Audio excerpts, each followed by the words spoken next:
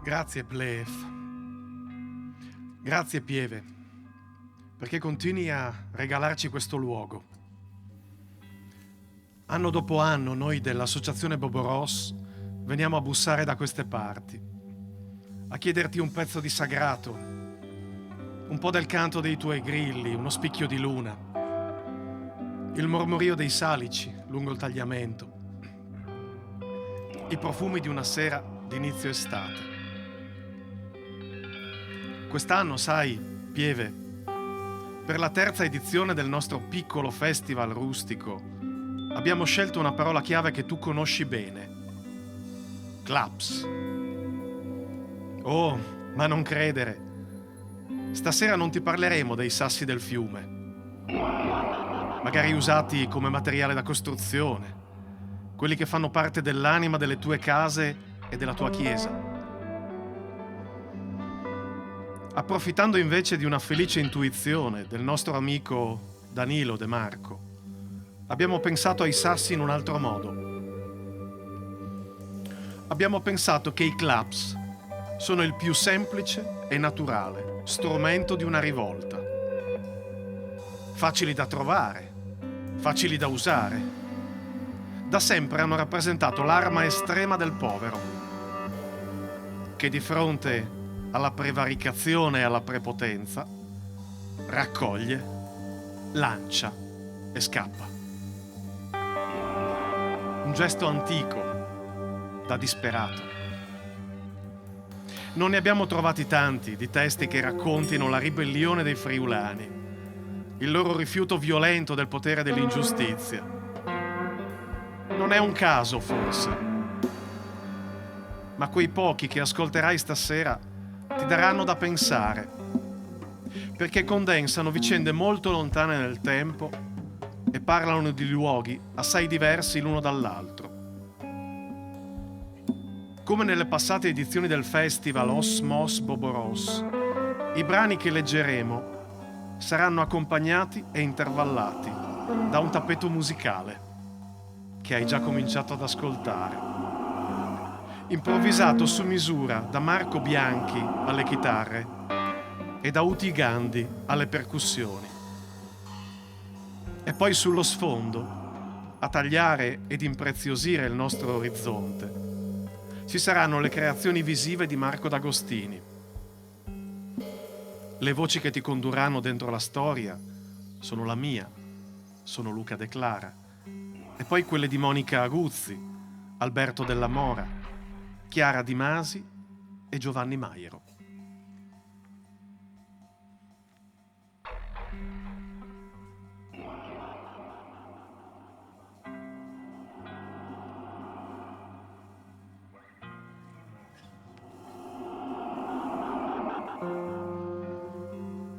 Il primo testo che proponiamo è tratto da un racconto di Elio Bartolini, che fa parte di quei brani di ispirazione familiare che inquadrano un'epoca e in particolare il processo di emancipazione sociale che si è sviluppato in Friuli tra 8 e 900.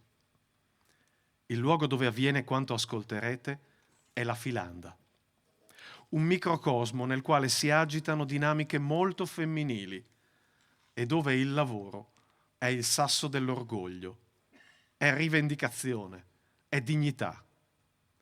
E per avere migliori condizioni di vita, le filandine possono anche scioperare in faccia ai padroni.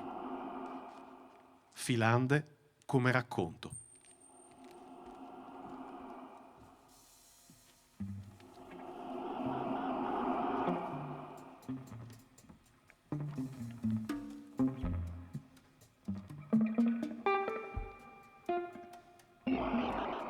Fu proprio un'estate, un mese, il luglio del 12° anno di mia madre, che tutto cambiò anche per loro.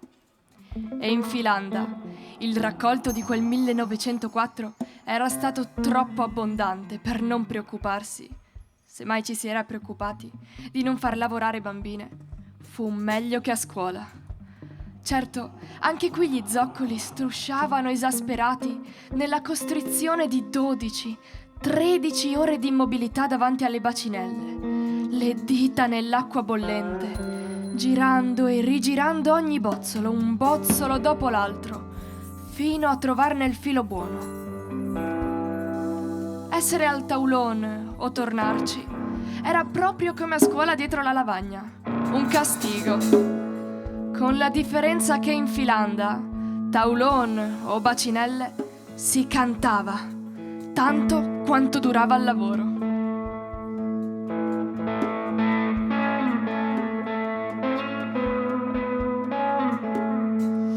Ne dise bigatte che sempre spusemo, per questo cantemo che passi l'odor. Ne dise bigatte che sempre spusemo, per questo cantemo che passi l'odor. E mia madre l'avranno rispedita non si sa quante volte al taulon, ma a cantare era brava. Una voce che se le tirava dietro verso impossibili acuti, un orecchio che le bastava sentire una volta la canzonetta dai cantastorie del mercato per ricantarla precisa o con sue invenzioni. E lei attaccava: Ciante, Olghe, ciante tu, che tu cianti, scusi ben. Un sabato sì e un sabato no, era giorno di paga. E figurarsi, se l'esperta malizia del mondo non aveva fatto i suoi calcoli, con la prodigalità da cui le bigate allora si lasciavano ciecamente travolgere. Già sotto il portone della Filanda c'era Vigi Sbave, con il carrettino dei croccanti e delle pastutis. Un povero zoo di pasta frolla, non da mangiarli, no! Così belli che erano quei giatus, quelle gialinutis, quelle colombinis, che invece andavano appesi, infilandoli a collana con uno spago a capo del letto, come più tardi gli orsacchiotti di peluche. E c'era il napoletano, con l'altro carrettino dei fiocchi, dei nastri, dei pettini e delle palle di vetro, che a sbatterle un poco lasciavano intravedere una piazza San Marco ancor più misteriosa, quasi arcana, sotto il fitto ondeggiare di una nevicata di bambagia. E poi la vecchia, che vendeva i sacchetti di erbe buone da sparpagliare tra le pieghe delle lenzuola. E l'altro napoletano, a sventolare i suoi fogli neri e rosa, dove le canzonette c'erano con titoli e sottotitoli, ma anche spiegate con i disegni. E sotto Natale il Barba Nera, con il calendario di tutto il bene e di tutto il male dell'anno che stava per cominciare. A casa invece c'era la rata della prediale, la cambiale del fratello, la semente dei bacchi che altrimenti si restava senza, la trebbiatura ancora dell'anno scorso che il mugnaio, proprio in quel momento, era venuto su a riscuotere. Per non dire che già in partenza, maestre e direttrici a batter cassa, capitava sempre qualche Madonna, da quella del Rosario all'Immacolata, da quella della Neve all'altra delle Grazie, che verso la quale le bigatte 5 centesimi a testa per le candele o per la messa in terzo ci tenevano a fare la loro figura.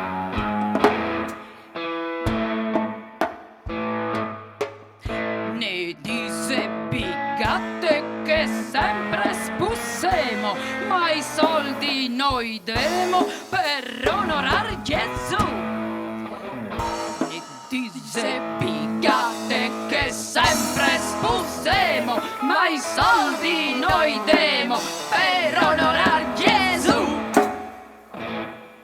Con ciò che restava, sparagnandolo di quindicina in quindicina, la filanda fu anche il primo vestito, e non semplicemente la riproduzione allungata di quelli dell'infanzia, ma un vero vestito, in cui il corpo dava l'idea più concreta dell'accelerazione che mia madre e le altre erano riuscite ad imporsi come un furto sul loro stesso tempo. E finalmente, dopo giorni che i vecchi lo pronosticavano, il cielo basso si scioglie in un'acqua che, dilavando il verde residuo, stempera in fango la consistenza della terra. Piove lento, con consapevole ostinazione, e le bigatte che vengono da fuori, portandosi nella sporta un po' di polenta, un pezzettino di formaggio, un po' di frittata rimasta dalla sera prima, non hanno altro rifugio per l'ora di pausa se non il portone della filanda, dove stanno tutte in gruppo, continuamente irrequiete ed insieme bisognose di compagnia. Proprio come le starne che si cercano in 10, in 20, una accanto all'altra anche per dormire. Non è un tempo breve. Durerà fino a febbraio, fino ai primi di marzo, quando si esce a portare e negli orti la vanga sbadata travolge tutto insieme, torsi di cavolo e cespi di rosmarino. Ma con i soldi di quelli tornati dalle Germanie è un tempo di festa e di novità, di gente che si sposa, di altra che cambia padrone.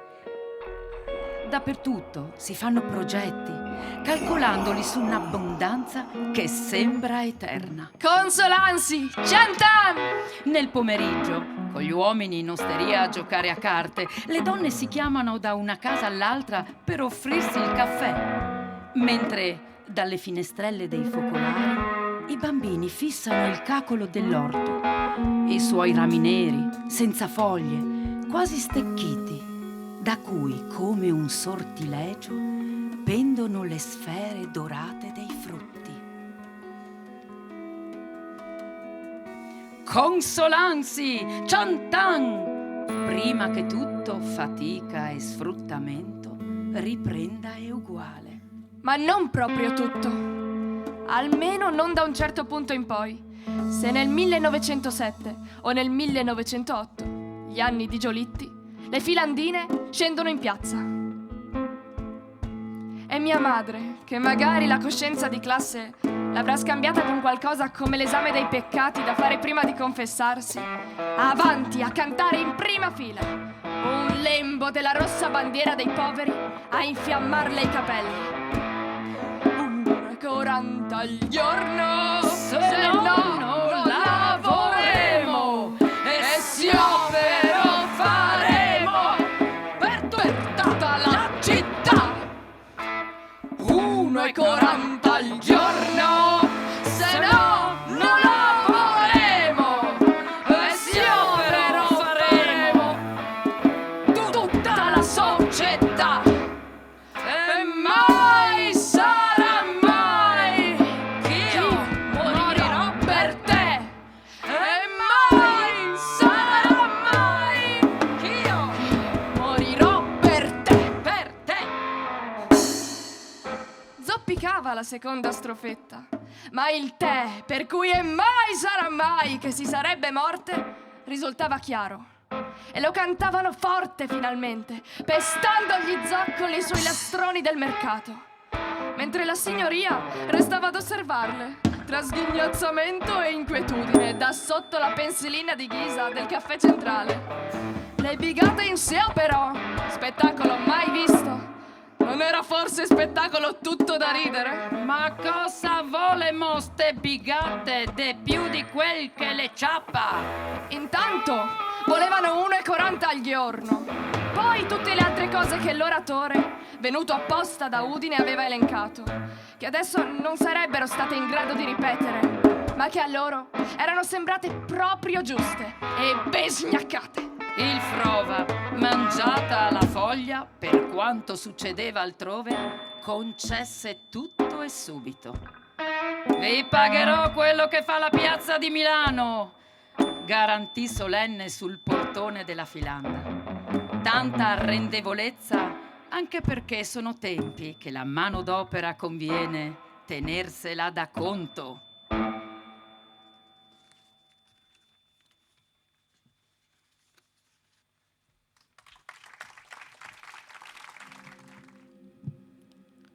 La raccolta Aug, pubblicata una quindicina d'anni fa, trattiene alcuni dei brani poetici più intensi di Federico Tavan, tra i quali c'è anche la bellissima Nave Spatiale. In Tavan trovi il sasso della follia buona, quella che giudica il mondo con sguardo spietato e disincantato, ma finisce solo per accanirsi su se stessa. Il suo grido di dolore, infatti, sembra aver perso la capacità di interpretare la rabbia collettiva, per far echeggiare unicamente la disperazione solitaria. Vi facciamo ascoltare 2 brevi epigrammi, Uchi e Spopolamento, che trovate anche nel foglio di Sala. Uchi. Uchi, a se viv in blanche negre e a se goja a colors.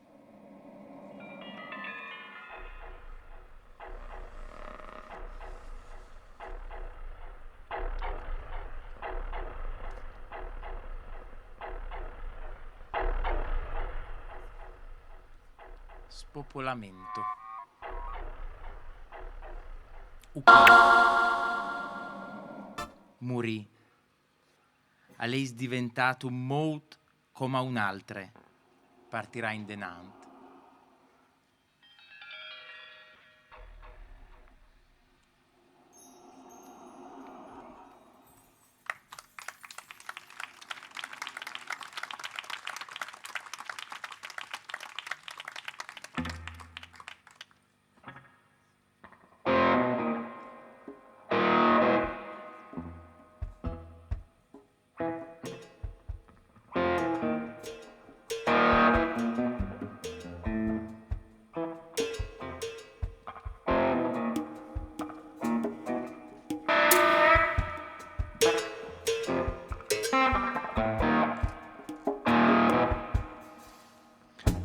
Per chi conosce almeno un po' la storia del Friuli, la rivolta contadina del 1511, la Crudel Zobia Grassa, rappresenta un momento chiave per capire che cosa ci agita nelle nostre campagne verso la fine del Medioevo.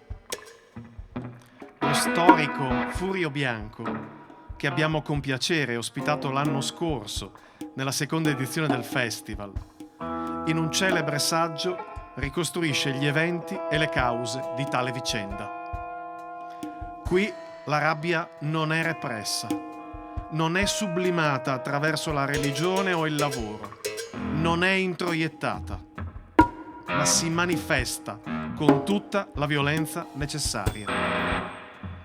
Il padrone non rispetta il povero? Non gli riconosce quei diritti non scritti che la tradizione vuole incisi nello scorrere del tempo e nei simboli di liturgie ataviche?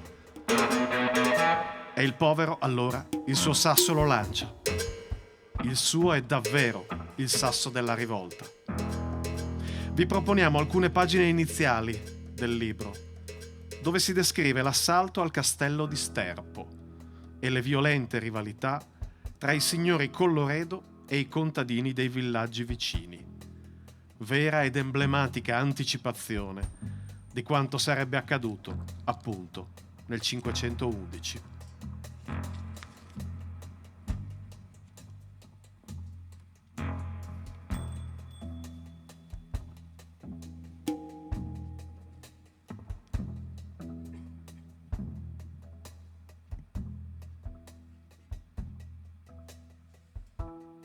Il 30 luglio 1509 i contadini assaltarono e misero a ferro e fuoco il castello di Sterpo, una rocca cinta de acque e assai forte de roba piena, feudo della famiglia Colloredo. Penetrati con uno stratagemma all'interno del primo circuito difensivo, alcune centinaia di villani erano riusciti ad oltrepassare velocemente fossati e terrapieni, cogliendo di sorpresa e disarmando Niccolò Colloredo e i suoi armigeri, mentre stavano parlamentando con un gruppetto di contadini. A questi, incautamente, avevano abbassato il ponte levatoio, concedendo loro di entrare. Torri, edifici e stalle vennero saccheggiati e dati alle fiamme.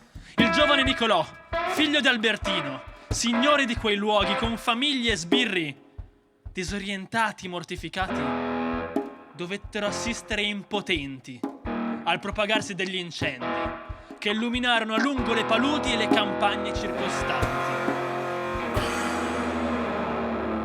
In angosciosa attesa di conoscere la propria sorte, i malcapitati probabilmente furono costretti a subire i rituali aggressivi e blasfemi della massa schiamazzante dei contadini, che li attorniavano, inalberando come trofei gli oggetti rubati, riversando su di essi antichi e più recenti rancori, in un crescendo concitato e convulso di contestazioni, di minacce, di grida di scherni. L'episodio era grave e suscitò viva apprensione tra la nobiltà castellana. Se il malcontento serpeggiava ormai da tempo nelle campagne friulane e si erano verificati numerosi atti di insubordinazione collettiva, tuttavia mai la temerità contadinesca si era spinta fino a quel punto, infrangendo leggi naturali e universali. Un castello preso d'assalto, saccheggiato e distrutto, il signore legittimo appartenente a una delle più illustri schiatte aristocratiche imprigionato, tenuto in ostaggio e costretto a subire l'aggressione violenta e derisoria dei sudditi, quasi impunemente, senza che nell'immediato fossero presi severi provvedimenti repressivi. L'assalto alla rocca di Sterpo era l'ultimo episodio di una lunga sequela di scontri che vedevano contrapposti da tempo la famiglia Colloredo e le comunità di villaggio.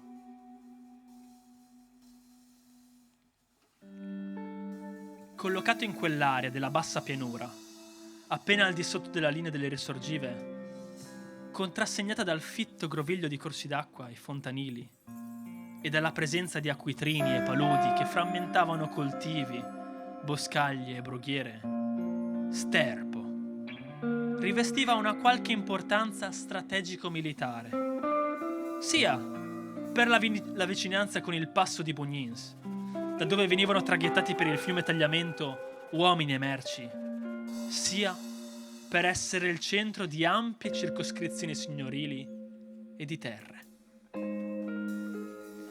Giovanni di Colloredo cercò di valorizzare il nuovo possesso, potenziando le strutture della piccola rocca e avviando una decisa politica di riordino fondiario. Il ridotto difensivo venne allargato e circondato da un profondo fossato, sovrastato da una cinta muraria che verso est lasciava il posto a terrapieni, protetti dal reticolo degli acquitrini e dai pantani. Dalla torre portaia una carreggiata conduceva a un mulino a 4 ruote e al ponte, che, scavalcando il fiume Stella, consentiva l'accesso al Paludo Maggiore, un vasto comparto di prati, pascoli, acquitrini, vero e proprio serbatoio di foraggi per tutto il comprensorio, parte integrante dell'organizzazione produttiva di quelle terre della bassa pianura. La costruzione del castello, oltre che a pagare aspettative di prestigio e di potere della famiglia Colloredo, rispondeva anche a finalità di natura militare e difensiva, in un disegno complessivo di opposizione ai Savognans, potenti della zona, e di alleanza con altre casate nobiliari. Ma le iniziative dei Colloredo avevano anche obiettivi economici, di incremento delle entrate e di razionalizzazione dell'impresa agricola. In questa direzione vennero progressivamente allargati le superfici coltivate, con parziali lavori di prosciugamento, spianando macchie e boscaglie e abbattendo querceti secolari. Il castello divenne il nucleo centrale e la sede amministrativa di un complesso aziendale. A Sterpo venivano stipulati contratti di locazione e conservati i libri contabili. Dovevano essere pagati gli affitti. Mentre al mulino e ai magazzini di Sterpo erano obbligati a rivolgersi coloni affittuari per la molitura dei grani e per l'acquisto di sementi e strumenti. Questa strategia aziendale, che si basava in gran parte sulla mobilitazione della forza lavoro locale, si scontrò con la tenace opposizione da parte della popolazione rurale del circondario. I costi del disboscamento, dei dissodamenti, della costruzione dei caseggiati e del riordino idrico del territorio furono riversati sui contadini di Sterpo. Presero sempre più consistenza forme di resistenza passiva e manifestazioni irregolari di protesta. Da ciò, l'ampiezza dei canoni inevasi, la renitenza di coloni e affittuari di adempiere ad obblighi di lavoro ed in alcuni casi il rifiuto sistematico di corrispondere a un canone d'affitto per fondi spesso occupati con violenza. Da ciò, ancora il mancato rispetto delle prescrizioni signorili, la proliferazione del furto, l'abbattimento dei vigneti, l'ostruzione di canali, la distruzione di argini e di altre opere idrauliche. Ben più aperta e agguerrita si dimostrò l'opposizione dei villaggi che attorniavano al feudo. Si estendeva una vasta palude, utilizzata in comune dalle comunità di Virco, Flambro, Civigliana, non sottoposte alla giurisdizione dei Colloredo.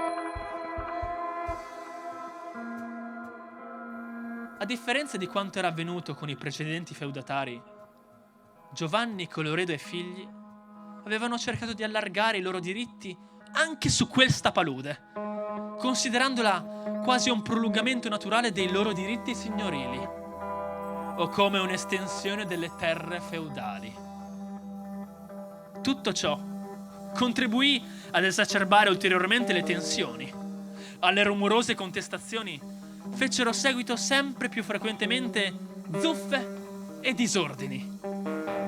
Da una e dall'altra parte ricominciarono gli atti di violenza, gli agguati, che con la logica delle ritorsioni e delle rappresaglie si susseguirono talvolta nell'arco di pochi anni, se non di pochi mesi. Nel maggio del 1489, servi e coloni dei Colloredo, trovati a falciare nella palude, furono malmenati e scacciati dagli abitanti di Virco, che pochi giorni dopo, esasperati dalla continua presenza dei servi del feudatario, si ripresentarono sulle rive del Sterpo, armati, e decisi di farla finita con Albertino di Colloredo e suo fratello, chiamando a raccolta tutti gli uomini del villaggio, stretti in un patto di solidarietà. Sorpresero i contadini del conte, sequestrarono fieni e animali, dopo aver incendiato i carri e fatto a pezzi rastrelli, forche e falci fienaie. Per ritorsione, Albertino di Colloredo iniziò a presidiare gli argini della palude con famiglie e sbirri, organizzando improvvise spedizioni punitive. Durante una perlustrazione, nel luglio dello stesso anno, venne sorpreso e aggredito un pastore di Virco, che, condotto alla presenza dei Colloredo, fu malmenato con torva e sistematica violenza.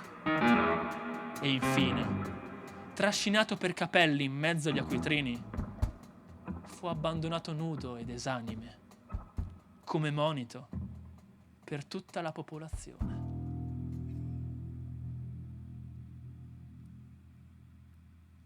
Per trovare una soluzione di compromesso, gli abitanti accettarono l'invito di Albertino di Colloredo di presentarsi al castello di Sterpo, dove però i loro rappresentanti furono imprigionati e rinchiusi nelle carceri della vicina giurisdizione di Belgrado. La rappresaglia non si fece attendere. Nell'ottobre, gli abitanti di Civigliana di Virco, spalleggiata da alcuni coloni di Sterpo, assalirono Albertino di Colloredo e il suo fattore, mentre riscuotevano i canoni d'affitto, costringendoli a una precipitosa fuga.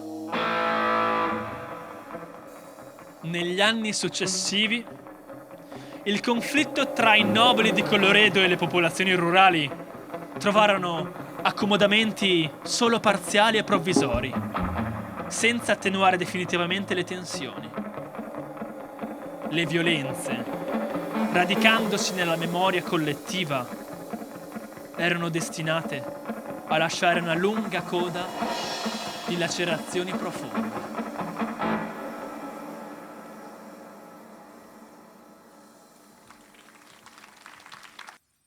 In Indemoniate, intenso dramma rappresentato per la prima volta nel 2007, Carlo Tolazzi ripercorre la triste vicenda delle donne di Verzegnis, che a fine Ottocento, accusate dalla religione di essere possedute dal demonio e dalla medicina ufficiale di essere delle povere pazze, vennero strappate dalla loro comunità e ricoverate a forza per essere curate. In una delle scene finali, Maddalena, madre della giovane protagonista, analizza lucidamente la violenza che le autorità hanno esercitato sul disagio di tante creature semplici, incapaci di resistere a una pressione più grande di loro. In mano solo il sasso della disperazione.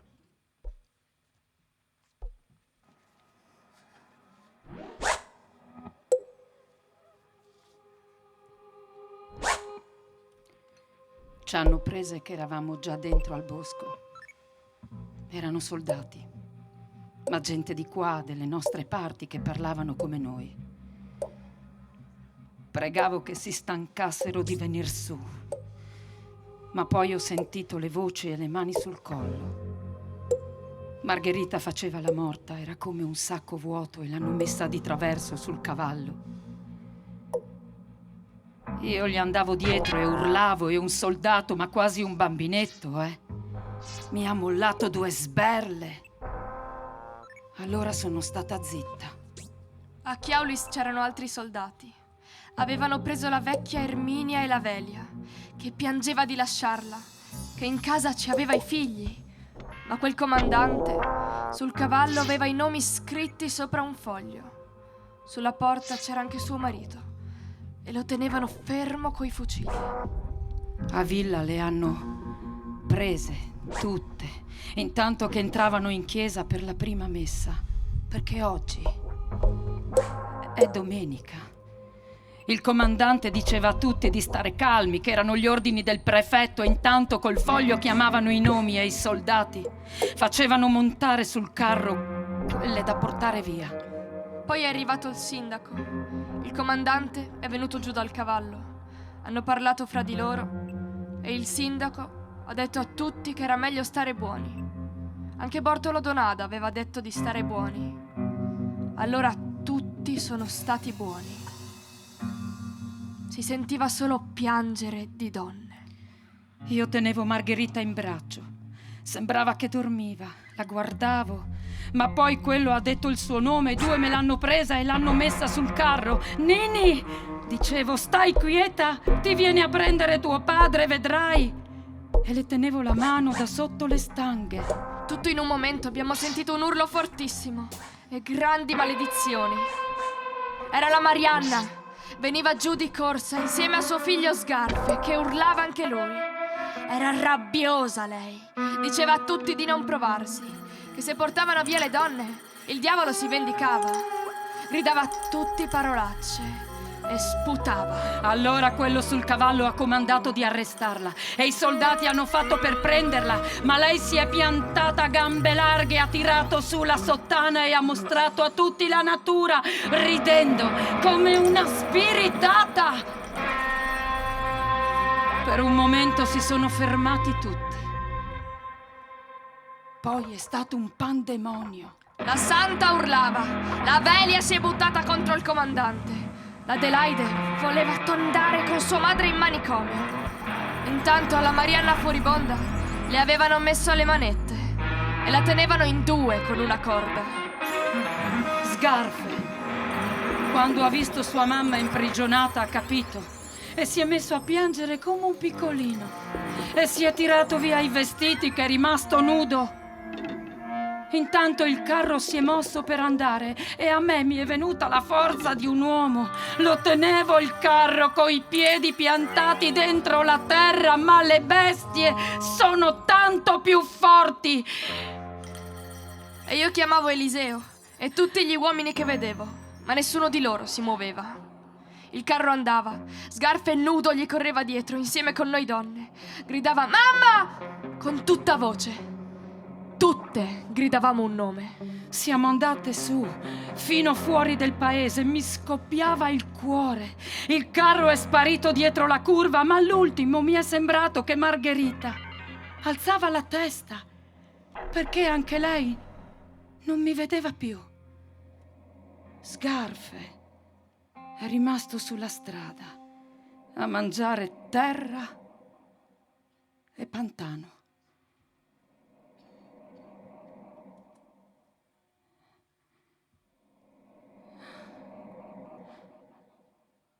Che silenzio. Sentite, le bestie ci chiamano. Bisogna stargli dietro alle bestie. C'è tanto da fare. Devo portare su il letame con la carriola, svangare la terra. Con questa luna si può seminare. Sono forte come un mulo io. Siamo tutte forti come le bestie da tiro. Ci ammazziamo di lavoro giorno dopo giorno e così la vita va avanti.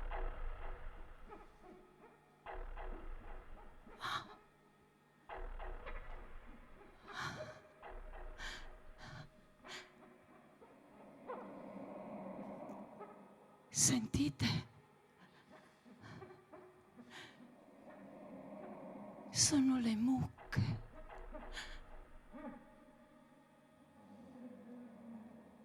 I cani.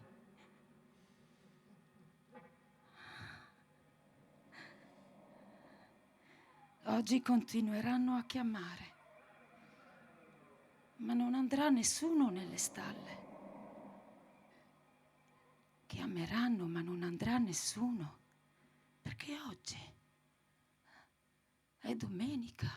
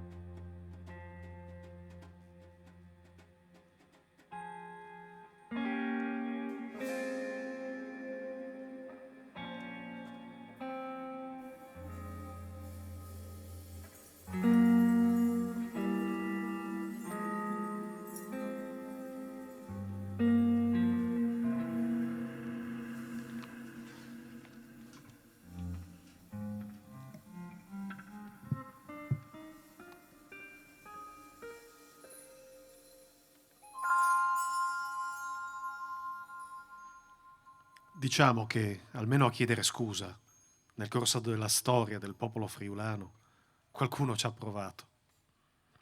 Da parte della Chiesa, pur non numerose come ci si attenderebbe, alcune voci in tempi non lontani si sono alzate a dire che giustizia è stare dalla parte dei poveri, dei miseri, degli abbandonati, che si deve mangiare il pane del popolo, senza compromettersi mai col potere e con la ricchezza.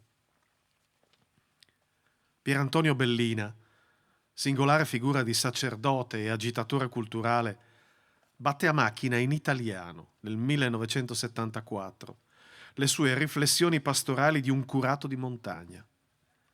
Dalle profondità della Carnia, dove il suo non conformismo era stato relegato, fa salire un richiamo potente, lanciato come un sasso per stordire l'autorità, per affrontare a muso duro le gerarchie e richiamarle al rispetto della schietta parola del Vangelo.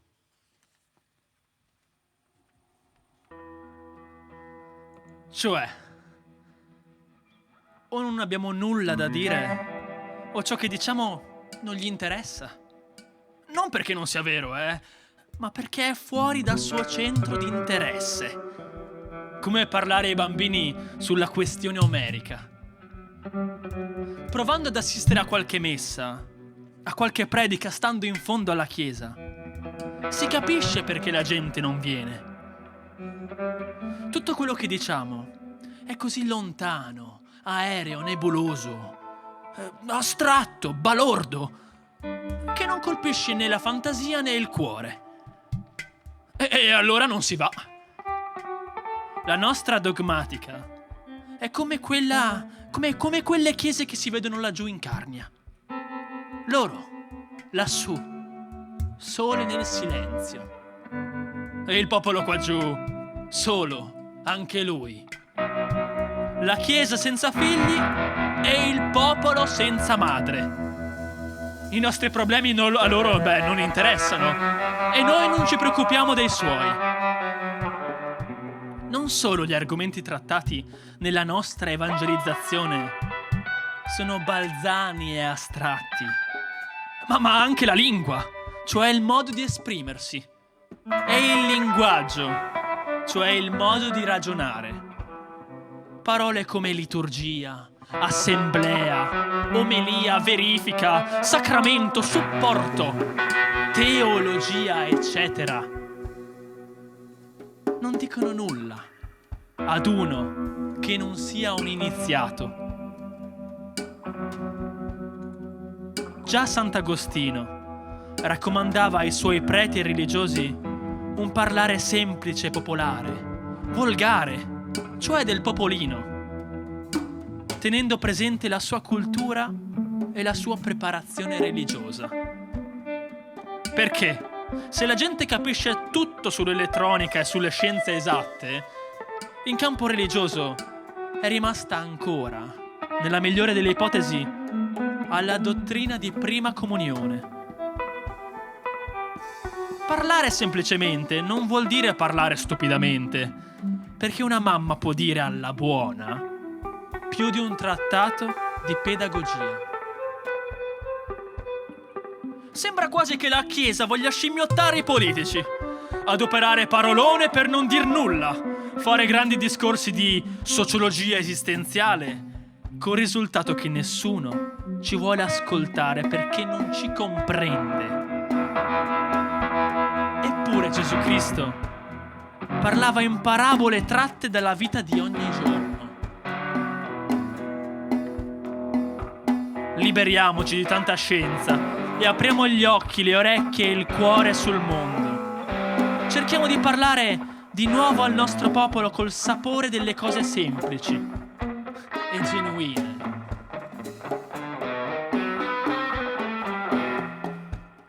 Gli abbiamo raccontato, mescolate con verità, un mucchio di bugie più o meno grosse.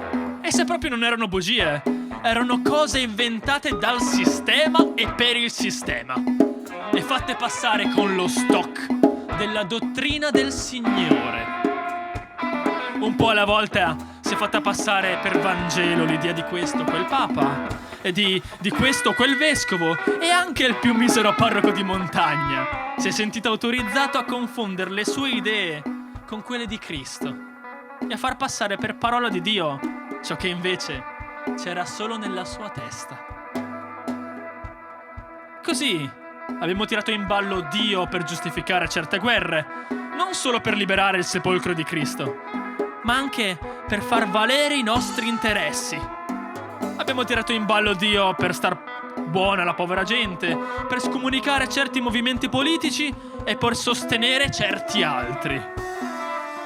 Il popolo guarda e tace, ascolta e rimescola dentro di sé. Ma non è sciocco. Non dobbiamo pensare che il silenzio significhi approvare o non aver visto.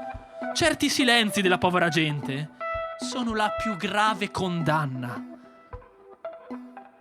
La Chiesa è sempre stata dalla parte del più forte, magari facendo capire all'altro, come Don Abbondio, che sarebbe stata volentieri dalla sua. Sì, se fosse stato lui il più forte. Non si può star seduti su 3-4 sedie. Non si può flirtare con i padroni e con gli operai, dando ragione all'uno e all'altro. Bisogna vivere con il mondo di oggi. E anche la Chiesa, che è nel mondo, non può far finta che tutto è immobile. Il mondo cammina. La storia va avanti. Cambia il contesto sociale. Scompaiono istituzioni e ne nascono di altre. Soprattutto il popolo ha preso coscienza dei suoi diritti. I doveri, per amore o per forza, li ha sempre conosciuti.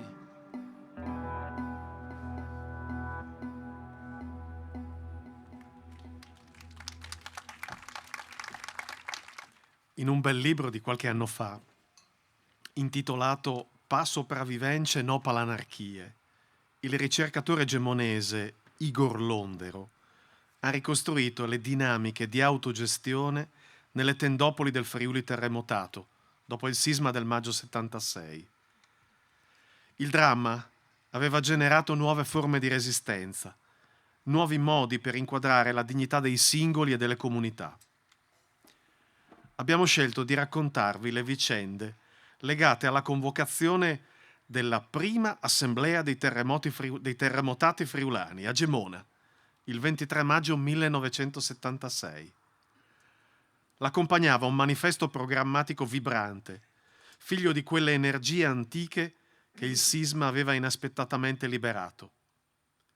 Contro il desiderio di autogestione democratica dei terremotati delle tendopoli ci si mettono in tanti: la politica, l'economia, le forze di polizia, l'esercito, la paura, il tradizionale sotanism e perfino dei gruppi paramilitari che perseguono disegni perversi e occulti, ma i gemonesi non mollano. Per loro il sasso del terremoto è arma da non lasciar cadere, che può trasformare un segno di morte e distruzione in un simbolo del riscatto umano. Nel foglio di Sala trovate alcuni brani con addosso ancora l'odore del ciclostile di quegli anni, che avremo il piacere di leggervi.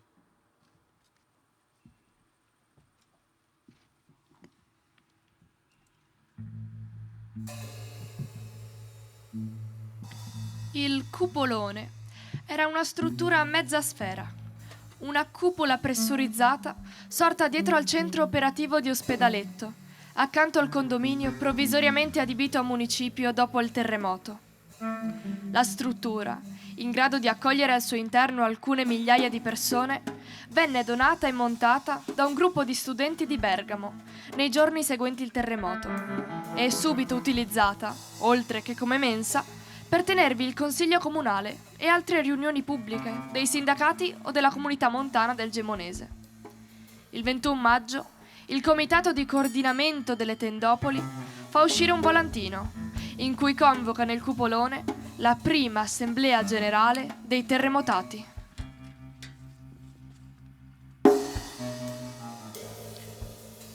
Giù le mani dal Friuli martoriato. Il coordinamento delle tendopoli e dei campi di Gemona indice e propone alla popolazione e a tutte le forze democratiche del Friuli e d'Italia una assemblea unitaria delle popolazioni terremotate a Gemona per domenica 23 maggio 1976 per riaffermare la libertà per Gemona e per il Friuli. No ai licenziamenti. Libertà alla popolazione nei campi e nelle tendopoli. Via alle squadracce armate. La ricostruzione sia gestita dai comuni insieme alla popolazione. La nostra gente vuole essere libera e protagonista nel decidere il proprio futuro.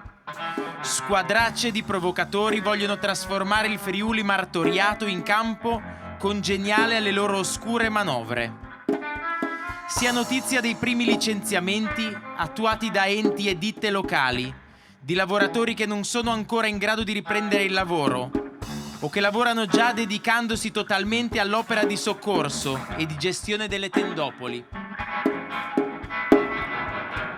Il Friuli è sull'orlo della militarizzazione. Sì, e grazie ai volontari civili, ai militari che affiancano la popolazione. No a qualsiasi tentativo di militarizzare la nostra vita. Troppi sono i loschi figuri liberamente e abusivamente circolanti. La popolazione vuole essere lasciata in pace perché possa riacquistare la speranza e provvedere alla ricostruzione del Friuli. Lo Stato dia ciò di cui abbiamo bisogno, ma la ricostruzione sia gestita dai comuni insieme alla popolazione. Vengano valorizzate le espressioni della vita collettiva e gli strumenti di democrazia diretta, condizione indispensabile perché la ricostruzione resti nelle nostre mani. Chiediamo l'adesione e la partecipazione diretta e più ampia di tutta la popolazione e delle forze democratiche. L'assemblea avrà luogo a Gemona, domenica 23 maggio 1976 alle 9, nella cupola vicina al Palazzo Municipale. Un articolo del bollettino dello stesso giorno introduce un tema fondamentale che riaccompagnerà l'operato del coordinamento: il terremoto come occasione per risolvere i mali del Friuli.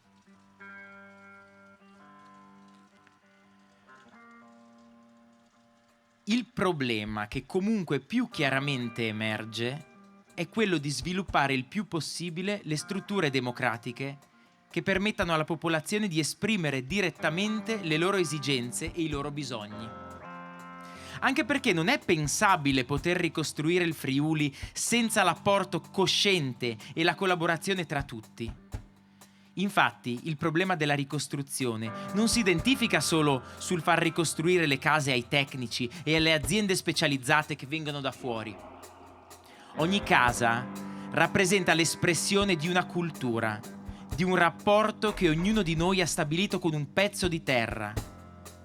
Un'osteria caduta non sono solo 4 muri, ma un posto dove la gente si è incontrata, ha parlato insieme, ha stabilito un patrimonio di rapporto con gli altri. E così le fabbriche, e così le scuole. È necessario che la gente non scappi, non vada via, che la triste esperienza del terremoto venga trasformata in una spinta positiva, a partecipare, a costruire non come prima ma meglio di prima, affrontando e risolvendo nella ricostruzione le piaghe dolorose di sottosviluppo della nostra terra, che per anni hanno costretto i giovani ad emigrare, ad andare a lavorare all'estero. Questa immane opera che ci attende deve vedere quindi al primo posto come protagonista tutta la popolazione. L'inserimento organico delle sue espressioni di oggi nel comune e in tutte le strutture decisionali a tutti i livelli. Per questo è necessario cominciare a discutere, a riflettere e a confrontarci tutti insieme. È successo che Lorenzo Londero, per conto del coordinamento, ha inoltrato alla questura il preavviso riguardante l'assemblea. La risposta è che, considerato che la zona di Gemona, ove dovrebbe tenersi la manifestazione in premessa, è stata dichiarata zona disastrata con il decreto del Presidente del Consiglio dei Ministri, ritenuto altresì che la zona stessa è da ritenersi in precarie condizioni igienico-sanitarie e suscettibili di sviluppi negativi per l'ordine pubblico, il questore Festa vieta l'assemblea per motivi di ordine e sicurezza pubblica. Scrive il Messaggero Veneto del 23 maggio. Il prefetto ha emesso ieri sera un decreto col quale stabilisce che oggi sia vietato l'accesso nel territorio del comune a tutti coloro che non hanno la residenza stabile oppure non sono inquadrati nei reparti regolari di soccorso e nelle forze dell'ordine. Il decreto è stato emesso in seguito all'istanza presentata dal sindaco Benvenuti e in base al noto provvedimento del Consiglio dei Ministri, con il quale è stata dichiarata la gravità dell'altra calamità naturale e l'articolo 2 delle leggi di pubblica sicurezza. Il prefetto spaziante ha dato incarico alle forze di polizia di rendere esecutivo il decreto, impedendo l'accesso al territorio del comune. Sembrerebbe un normale provvedimento contro lo sciacallaggio, ma il bollettino del 24 maggio denuncia che sono potuti intervenire soltanto i cittadini di Gemona, perché numerosi posti di blocco delle forze dell'ordine hanno respinto chiunque volesse entrare in paese ed hanno allontanato perfino i gemonesi sprovvisti di un documento di riconoscimento. Tuttavia, la cupola delle riunioni risultava affollata come mai dal giorno del terremoto, a dimostrare che ai sopravvissuti nessuno può imporre di tacere. Ai sopravvissuti nessuno può imporre di tacere. Il comitato di coordinamento delle tendopoli e dei campi, che ha indetto per domani, domenica, alle ore 9, nella cupola del comune, un'assemblea unitaria delle popolazioni terremotate, autorizzata dal sindaco di Gemona del Friuli, sui temi della libertà per Gemona e per il Friuli, contro i primi licenziamenti, per l'allontanamento delle squadracce armate, contro ogni tentativo di militarizzare la nostra vita, contro l'indiscriminata espulsione dei volontari, perché la ricostruzione sia gestita dai comuni e dalla popolazione, condanna il divieto della questura di tenere l'assemblea con inesistenti pretesti sanitari, in quanto aperta violazione dei diritti costituzionali. I cittadini hanno diritto di riunirsi pacificamente e senza armi. Costituzione, articolo 17. Alla fine di questa prima assemblea unitaria, di fatto svolta in barba al divieto della questura, si arriva ad una serie di richieste.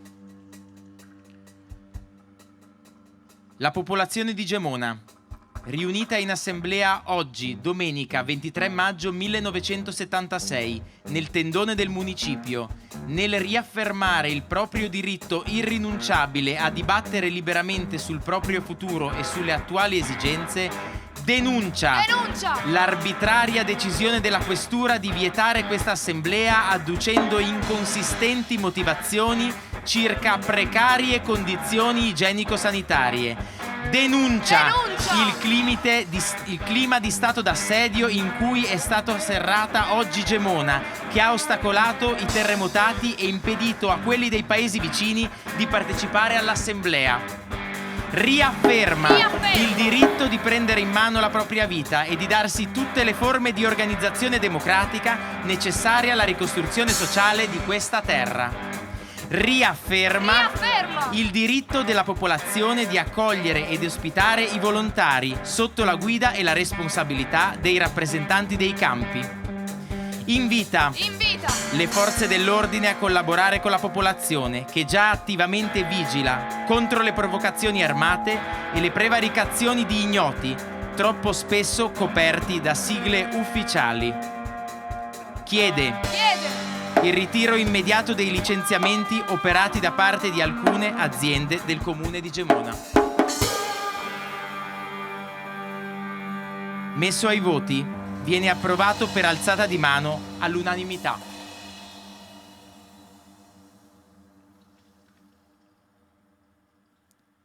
Gemona del Friuli, 23 maggio 1976.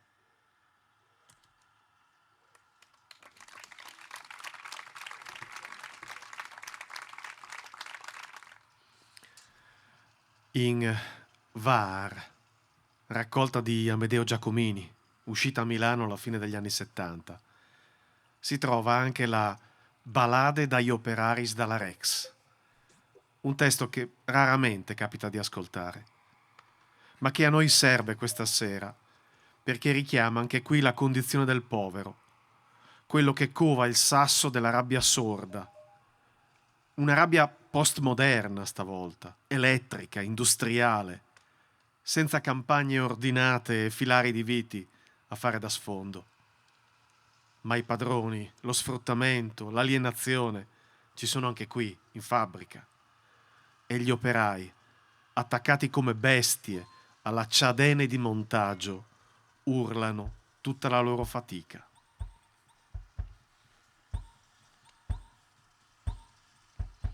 Con questo testo giungiamo alla fine della nostra serata. A me spettano in conclusione i ringraziamenti. E allora grazie a Marco Bianchi e a Uti Gandhi. Grazie a Marco D'Agostini. Grazie a Monica Aguzzi, Alberto Della Mora, Chiara Di Masi e Giovanni Maiero. Grazie a Danilo De Marco per la suggestione che ci ha lanciato. Grazie all'amministrazione comunale, alla parrocchia. Grazie agli sponsor, alla BCC Pordenonese e Monsilia, a Valentino della Trattoria da Beppo, all'Associazione Zero Traccia Teatro, a Carlo Gris per il coordinamento tecnico, a Astrid Virili per il supporto organizzativo, ma soprattutto grazie a tutti voi per la pazienza e grazie a te, Pieve. Ballade dagli Operaris dalla Rex.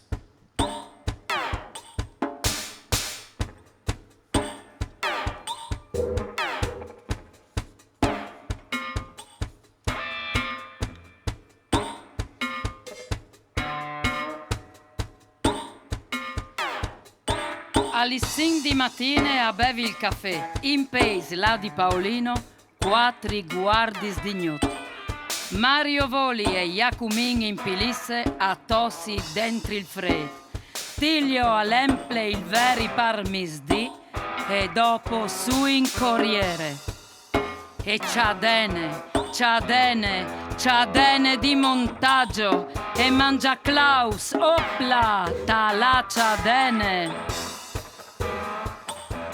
A case nance sisine, io e la femmine i vin il turno al contrario.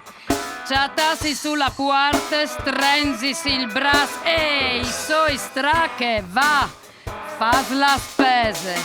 E po' corriere e ciadene di montaggio e mangia Klaus, opla, tala ciadene. Chiste. Ogni sante di dal lunari, la me vite di operari, e non sare snuie, sanno il fossi en cialparon.